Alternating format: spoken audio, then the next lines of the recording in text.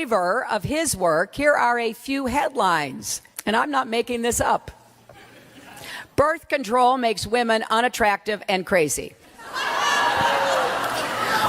Would you rather your child had feminism or cancer? I had to go to the urgent care center that day because I'd hurt my arm. Too much fist pumping.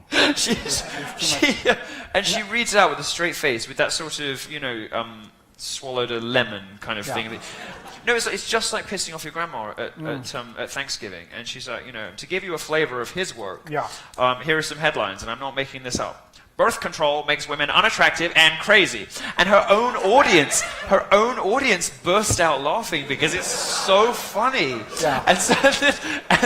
And then she stumbles over the next one and finally gets it out. Would you rather your child had feminism or cancer? And she's looking around the room for someone to be horrified along with her. And her own audience is just being like, I gotta look this up. But the real thing about it was that she was attempting to present these as sort of like wacky, hateful, fringe, lunatic, woman-hating kind of, blog posts from some whatever. Actually, when people then go and Google it and they read about it and they're like, guy's hilarious. It's really funny. And this is full of evidence and facts, and it's like, wow, maybe I shouldn't be on the pill. And this is a big... Because I might turn into Hillary Clinton. And this is a big evolution. But of course, she doesn't need to be on the pill. You're reading the National Enquirer again. No. I always make this joke about, the only thing she likes more than clamping down on free speech is scissoring. And only some audiences get it.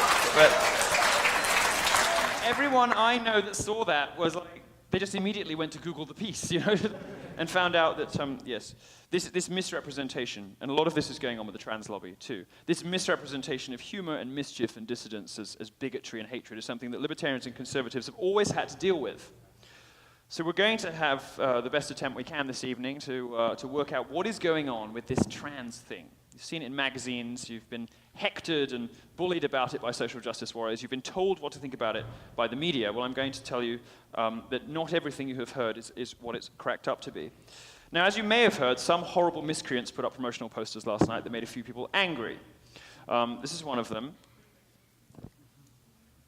They got really upset about it, to which I could only respond, if you can't cope with words on a poster, how are you going to cope with having your dick chopped off?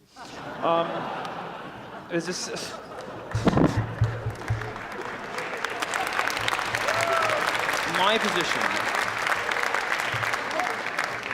My position is very simple. There are just 3 genders. There's man, woman, and retarded. This young man is retarded. It's remarkable. So in Austria is currently faced with the choice of a government that is going to be firm on Islamic immigration, cut down on some of the excesses of the progressive left, or perpetuating a sort of soft left coalition. What supporters of the right-wing party in Austria want to avoid is Angela Merkel's horrible disaster, letting in 2 million, or perhaps even 3, nobody really knows, Syrian migrants into Germany, radically altering the fabric of that country. Yet again, Austria producing heroes to mop up Germany's messes. Just kidding. Just kidding. Just kidding. Just kidding.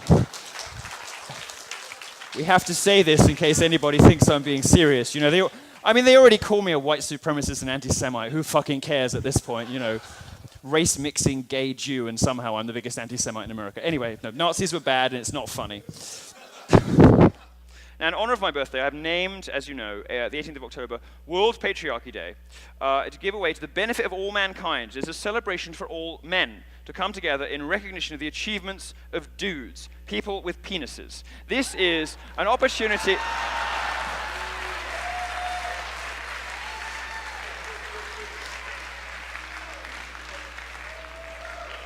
Stop it! Stop it! She does look like a man. And I will never, ever stop saying so, whatever Twitter does. In late 2015, the UN put out a barking mad report called Cyber Violence Against Women and Girls, a Global Wake-Up Call. And it said, I'm going to quote this, it said, a cyber touch, a cyber touch a cyber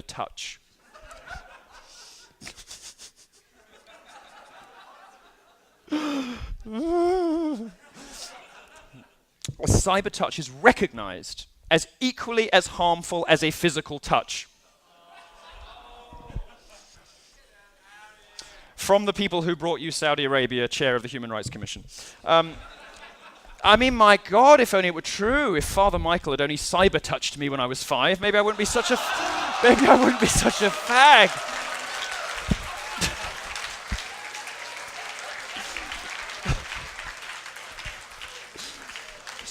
I only wish it were true.